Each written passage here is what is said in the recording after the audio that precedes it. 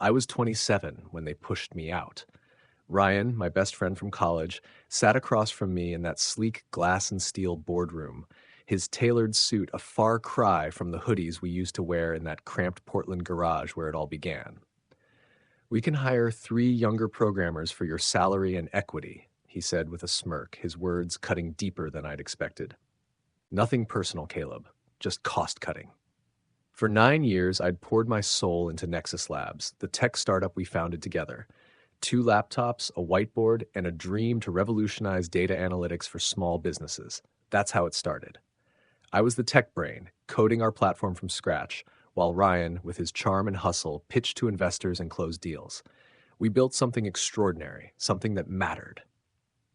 But as Nexus Labs grew, the cracks in our partnership widened, and when success came, I was betrayed by the person I trusted most. That meeting was a blur of cold efficiency. Ryan, now CEO, sat at the head of the table, flanked by Priya Sharma, our new COO, a 35-year-old Wharton MBA known for streamlining operations. Across from me was Marcus Lee, our HR director, a quiet black man in his 40s who wouldn't meet my eyes. "Caleb, your contributions have been critical," Ryan said, his voice polished, rehearsed. "But the board feels we need fresh perspectives to scale."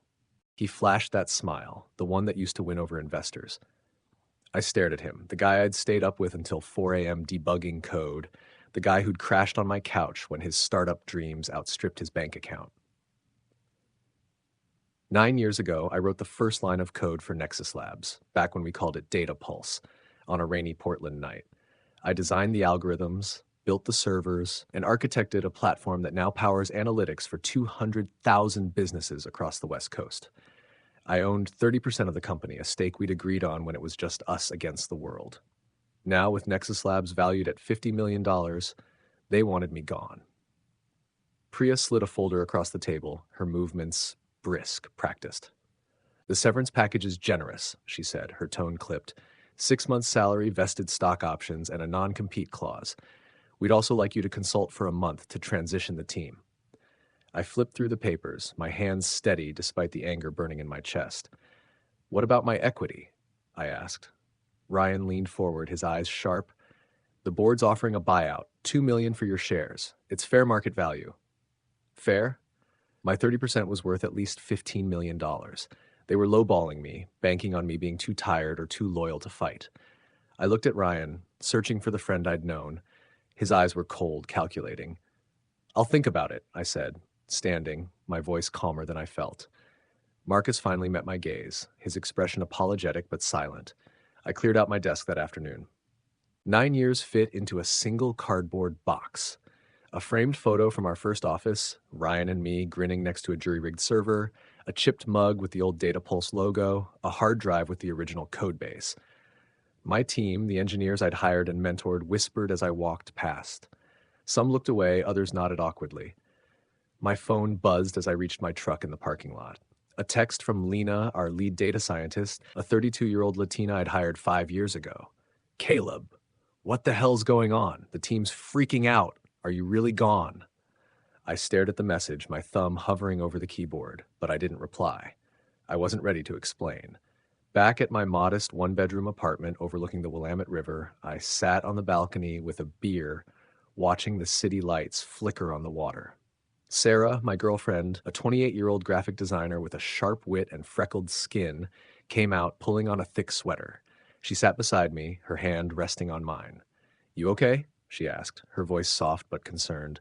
"I don't know," I admitted, staring at the bottle. "I thought I was indispensable to them. Turns out I was just a tool, used up and discarded."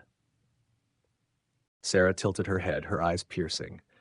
"You built their entire platform, Caleb. They'll realize their mistake. But you need to figure out what's next. You can't just sit here with beer and anger." She was right, but I didn't want to hear it. All I felt was emptiness, like 9 years of my life had been erased with one smug sentence from Ryan. What Ryan and Priya didn't understand, what they didn't bother to learn, was that I wasn't just a coder. I was Nexus Labs. Every line of code, every database schema, every failover system was mine. I'd built it lean, custom, and undocumented, not out of malice, but because we never had the budget for a proper documentation team. In the early days, every dollar went to servers, ads, or Ryan's flights to meet investors. Docs can wait, Ryan would say, clapping my shoulder like it was a promise. That later never came. It all started as Data Pulse in 2016, when Ryan and I were 18, fresh out of high school.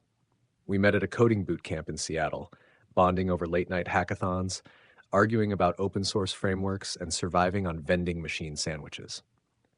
Ryan had big dreams, a platform to help small businesses compete with the big dogs through data. I had the skills to make it real. We decided to build something together. I handled the tech, he handled the vision. Our first client was a local Portland bookstore struggling to track sales. I coded a dashboard in 2 weeks, running on a refurbished server I'd scavenged from a flea market. They loved it. Word spread, and soon we had cafes, bakeries, auto shops, all needing data to survive. By year 3, we had 50 clients and moved into a real office, even if it was a leaky roof dump. By year 5, we raised $10 million in venture capital, rebranded as Nexus Labs, and expanded to 20 states. I worked 80-hour weeks, fixing bugs at midnight, scaling servers as traffic spiked, designing security protocols to protect client data. Ryan's schmoozed investors flying to Silicon Valley to ink deals. We were a team, or so I thought. The warning signs crept in slowly, like drips before a storm. When the VCs came on board, Ryan started sidelining me from strategy meetings. "Focus on the tech, Caleb," he'd say, his old shoulder clap now feeling patronizing. "Let me handle the suits." Then Priya arrived, hired to professionalize us. She brought in consultants, young Ivy League grads who talked about disrupting analytics and optimizing workflows, but didn't understand our custom system. I tried explaining the platform's complexity, how real-time processing worked, why off-the-shelf solutions wouldn't integrate, but they nodded politely and ignored me, like I was a relic from the company's scrappy days. Last year, Ryan stopped inviting me to board calls. I noticed but told myself it was temporary, that he was just busy. Sarah saw it first. "They're phasing you out," she said one night over takeout, her eyes sharp but worried. "You need a plan." I brushed her off. "They need me. No one knows the system like I do." She just shook her head, and I wish I'd listened sooner. 2 weeks after I left, the calls started. I was at a coffee shop near my place, tweaking my resume, trying to find a reason to keep going. Ryan's name lit up my phone. I let it go to voicemail, not wanting to hear his voice. "Caleb, it's Ryan," he said in the message, sounding strained, not his usual polished self. "The platform's glitching. Clients are complaining about slow reports. The new coders are struggling with your code. Can you call me back? Just a quick consult." I deleted it without a second thought. 3 more calls came that day, each voicemail more desperate. By evening, Lena texted, "System's been down for 6 hours. Clients are livid. Ryan's losing it. Do you know what's happening?" I stared at her message, wanting to reply, to say I'd seen this coming a year ago, but I just put my phone away. The anger was still too raw, and I didn't want it spilling over onto people who didn't deserve it. The next morning, Marcus called. "Caleb, we're in trouble," he said, his voice gentle but urgent. "We want to discuss a consulting contract, short term, to fix some platform issues. $200 an hour, 10-hour minimum." I leaned back in my chair, staring at the Willamette through the coffee shop window. "How generous?" I asked, not hiding the sarcasm. $250 an hour, he countered, his voice wavering. "I'll get back to you," I said, then hung up. The calls escalated over the next few days. Ryan, Priya, even a board member I'd never met. The platform was crumbling, real-time analytics stalled, payment integrations failed, and clients couldn't access their dashboards. Lena kept texting updates. They hired a consulting firm, but they're clueless without your context. The team's panicking. Some are thinking of quitting. I read her messages, a mix of grim satisfaction and pain. I'd warned them, not in words, but by pouring myself into keeping the system alive. They'd chosen not to listen. On the 5th day, an email came from Cascade Analytics, a smaller competitor based in Seattle. Their CTO, Aisha Patel, a South Asian woman in her 40s, wrote, "Caleb, we heard about your departure from Nexus Labs. Your platform architecture is legendary in our circles. We're scaling our system and need someone with your expertise. Want to chat?" Her words were straightforward, no fluff, and that caught my attention. I replied immediately, setting up a meeting for the next day. That night, I was on my balcony when the doorbell rang. I opened it to find Ryan standing there, his usual polish gone, shirt untucked, eyes bloodshot, hair a mess. "Caleb," he said, his voice hoarse. "I didn't want to come here, but we're drowning. The platform's completely down. Clients are threatening to sue. The new coders can't figure out your code." He paused, waiting for a reaction. I leaned against the doorframe, arms crossed. "Sounds rough," I said, my tone flat. "It is?" he snapped, stepping closer. "We need you. The board's authorized $400 an hour for consulting. Name your price." I looked at him, thinking of the garage, the all-nighters, the 30% equity they tried to buy for pennies.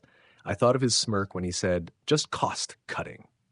"Sorry, Ryan," I said, keeping my voice steady. "I've got an interview tomorrow. Something will come up." I closed the door, hearing his jaw drop in the silence. The meeting with Aisha went better than I'd hoped. We met at a cozy Seattle coffee shop, all exposed brick and the smell of fresh pastries.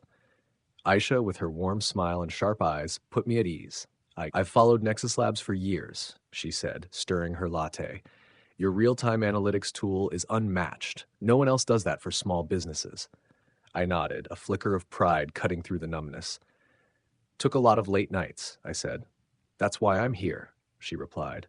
"We want to build something better than what's out there. We need someone who can architect from the ground up, a system that's not just powerful, but sustainable." She offered me the role of lead systems architect, full benefits, stock options, and a salary 25% higher than Nexus Labs. "Why me?" I asked, genuinely curious. "There are younger coders out there, cheaper." Aisha laughed, a real laugh. "We tried that, hired some MIT hotshots. Their code was flashy but crashed under load. We don't need cheap, we need reliable. And you, Caleb, are reliable." I accepted the next day, feeling like a new chapter had begun. At Cascade, I started fresh, designing a modular system with full documentation and a training program for the team. I was determined not to repeat Nexus Labs' mistakes, no single points of failure, no undocumented black boxes. Every line of code I wrote was annotated, every process explained. It felt good to build something right, not out of desperation or scarcity, but because I wanted to leave something I could be proud of. Meanwhile, Nexus Labs imploded. Lena's texts painted a bleak picture. Platforms barely limping along. Clients are bailing. The consulting firm's charging $500 and still can't fix it. Ryan's in meetings all day, looking like he's about to crack. A week after I started at Cascade, Ryan called again. "Caleb, please," he said, almost begging. "We've lost 20% of our clients. The board's breathing down my neck. The consultants say they need your input on the database structure." I took a breath, looking out my Cascade office window at the sun filtering through the trees. "Ryan, I'm at Cascade, exclusive contract. I can't help." "We'll pay double whatever they're paying," he pleaded, his voice shaking. "It's not about the money," I said. "You made a choice. You decided my work wasn't worth keeping. Now you're seeing the cost." He tried to argue, hinting at legal action, something about proprietary code or the non-compete. "Everything I built belongs to Nexus Labs," I said calmly. "Check my contract. I didn't take anything but my experience. Talk to my lawyer if you want." I hung up, my pulse racing, but a weight lifting. I hadn't let anger drive me. A month later, Lena showed up at Cascade's office, her laptop bag slung over her shoulder, a bright smile masking tired eyes. "Got time for lunch?" she asked. We grabbed burgers at a diner nearby, and over fries, she spilled the details. "Nexus Labs is a mess," she said, lowering her voice like someone might overhear. "They lost 3 years of client data. The backup system failed, some misconfigured protocol. The consultants say it'll take a year to rebuild, and that's optimistic." I wasn't surprised. My backup system had complex security layers designed to protect client data from any mistake. One wrong move, and it locked you out. That was by design, a safeguard I'd built in the early days when client data was all that kept us afloat. "There's more," Lena said, pulling out her laptop. She showed me emails she'd found in the company's archives, correspondence between Ryan and the board, planning my ouster 6 months in advance. One line from Ryan hit me like a punch. "Caleb's custom system is a liability. We can replace him with cheaper talent and standardize in a quarter. His equity's an unnecessary expense." Another email revealed the real motive. The VCs were prepping Nexus Labs for an IPO, and my exit was part of a cost-cutting show to boost paper profits before going public. I read those words, feeling the sting of betrayal again, But it wasn't as sharp this time. It was like an old wound, aching but no longer bleeding. "Why show me this?" I asked. Lena grinned, her eyes fierce. "Because I quit yesterday. Half the engineering team's gone too, and I hear Cascade could use a data scientist, right?" I laughed, the first real laugh in weeks, feeling a lightness I hadn't in a while. "I'll talk to Aisha," I promised. That afternoon, Lena joined Cascade, bringing her expertise and 3 former Nexus Labs engineers, all fed up with the chaos Ryan left behind. 2 months into my time at Cascade, Aisha called me into her office. She was behind her desk, eyes sparkling with excitement. "We just spoke with Horizon Retail," she said, naming one of Nexus Labs' biggest clients. "They're dropping Nexus Labs next month. They want to know if we can handle their analytics." Horizon ran 5,000 stores nationwide, a deal that could triple Cascade's revenue. "Our system's not ready for that scale," I said bluntly, not wanting to overpromise. "We're only halfway built." Aisha leaned forward. "What do you need to get ready?" I ran the numbers in my head. 2 more senior engineers, upgraded cloud infrastructure, and 6 weeks of intense development. "Horizon's willing to fund the infrastructure and give us 8 weeks," Aisha said. "Can you do it?" I nodded, the challenge sparking something in me. "I'll have a plan by tomorrow." That night, I spread notes across my kitchen table, sketching a new architecture. I designed a phased rollout with checkpoints to minimize risk. Sarah peered over my shoulder, handing me a coffee. "You look alive again," she said, smiling. "I just want to do it right this time," I replied, and she nodded, knowing this wasn't just about work. It was about reclaiming myself. When I presented the plan to Aisha, she studied the diagrams, her brow furrowed. "This is tight," she said, "but you've got a full documentation phase here. That adds 2 weeks. Non-negotiable," I said, my voice firm. "No docs, no stability. That's what killed Nexus Labs." Aisha looked at me, then nodded. "All right, make it happen." The next 6 weeks were a whirlwind. We hired 3 more engineers, including another Nexus Labs defector who'd called me begging for a chance. Lena built a data migration tool to onboard Horizon's massive datasets without crashing. I worked late, reviewing every line of code, ensuring it was optimized. On launch day, Horizon's Western region, 1,000 stores, went live without a hitch. A week later, the rest followed seamlessly. Horizon's CEO sent a personal note, "You built something we can trust. Thank you, Caleb." I kept that letter, not for the praise, but because it reminded me my worth wasn't what Nexus Labs took. It was what I could create. 6 months later, I stood in what used to be Nexus Labs headquarters, now rebranded as Cascade Analytics Northwest. Cascade had acquired Nexus Labs for $10 million, a fraction of its pre-IPO valuation. Ryan was gone, fired by the board in a move Lena called too late but deserved. Priya and most of the C-suite bailed, leaving a hollowed-out company with outdated servers and a shrinking client list. I was named Director of Integration, tasked with merging what was salvageable into Cascade's platform. In the old server room, I paused, staring at the racks I'd installed 9 years ago, back when we borrowed money for cables. Aisha, walking beside me, asked, "Want to check them out? For old time's sake?" I shook my head, a small smile tugging at my lips. "No need. We're rebuilding it all." At an all-hands meeting, Aisha introduced me to Nexus Labs' remaining staff. Familiar faces, some I'd mentored. "Caleb built this company's foundation," she said, her voice clear and proud.